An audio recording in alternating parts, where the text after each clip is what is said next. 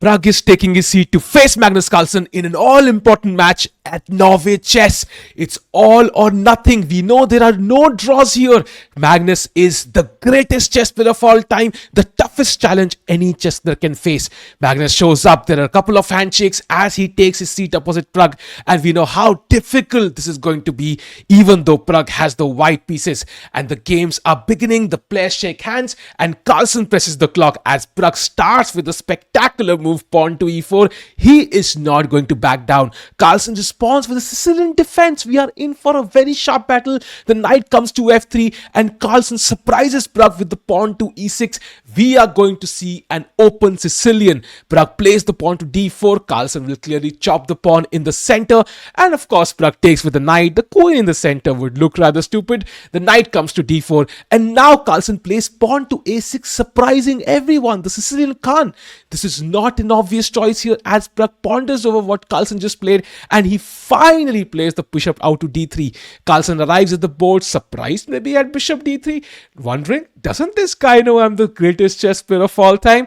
I think I'll have to warm up now, and he takes off his jacket as he prepares to warm up finally for this very important game on deciding who will take the lead at Norway Chess after round 3. Carlsen writes down the moves, and now he plays the queen out to c7, a very common pattern in this opening as Pragg finally thinks what to do and puts his king on g1, castles to safety, and now you can see Pragg has a slight lead in development. So Carlsen plays the knight out to f6, putting pressure on the pawn on e4, and Pragg simply develops the queen to e2, defending the pawn, and now Carlsen plays the pawn to d6, preventing this important pawn move to e5.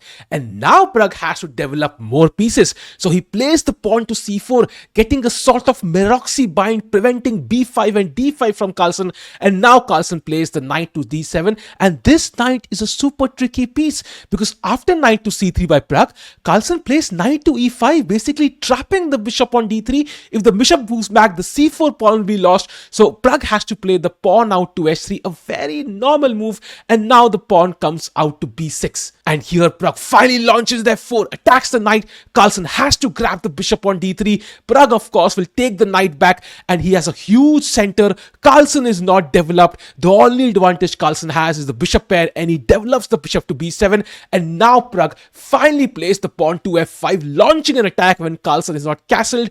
Queen to d7, defending the weakness on e6. It's not enough. Pragg launches the bishop g5. The knight is hanging. Bishop comes out to e7, defending, but the attack is not over. The rook comes to d1, putting pressure on the d6 pawn. You can see the rook and the queen are on the same file. Rook to c8, and now queen to e2. And here after e5, force move, bishop takes f6, bishop takes f6, and the knight drops back to c2. And here Pragg is focusing towards the d5 square. Knight c2, e3, d5 is the plan. So queen c6, knight comes out to e3, and bishop to g5, trying to get rid of this important knight. Pragg plays king to h1, and Carlsen chomps on this knight. Important move. Queen takes e3, and the c4 pawn is untouchable. So he plays f6, preventing f6 from white, and Pragg plays pawn to b3, defending the pawn on c4. Carlsen is not castled. b5, knight d5, and Carlsen's king is under trouble. Queen c5, a queen offer. No, we are not going to trade queens, Mr. Carlsen. We are attacking right now. Pawn takes c4, an intermediate move. Queen h5 check. The king has to move. King f8 is the only square for Carlsen. And now comes rook to f3, a brilliant move. Not even bothering to grab the pawn on c4 again. And Pragg has found a brilliant attack on the greatest chess player of all time. Carlsen has to defend. He doesn't know what to do. Plays bishop takes d5, removing the attacking piece. But Pragg simply chomps the bishop with the rook, gaining a tempo on the queen. The queen has to move yet again in this game. And once the queen drops back to b6, Pragg calmly takes the pawn on c4. Carlsen tries to grab the pawn back, but the rook on h8 is the big problem. He's basically playing a rook down in this game. And here Pragg has to just enter on the 8th rank. He plays rook to b3, attacking the queen. Carlsen tries to block with his rook, but Pragg says, I have one more rook, Mr. Carlsen. Where's your second rook? So rook comes out to d3, and here after Carlsen grabs the rook on on b3. Well, yeah, he is frustrated. He's not happy with his position. Well, Pragg simply takes back on b3 and the queen is again attacked. All these wasted moves, the queen drops back to c7, trying to control the b8 square, but it's simply not enough. Pragg finds the only move in the position to gain the edge, and that's the long maneuver back. Queen to d1, pawn to g6, trying to develop the king, bring the rook into the game, but queen to b1, threatening rook b7 and rook b8. Queen comes out to c5, hoping for some perpetuals. Rook cuts the king on the 7th rank, rook b7.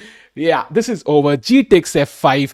Pragg is dominating Magnus here. King h2, getting out of any checks. Well, the last hope, rook to g8. Now comes queen b3, threatening mate on f7.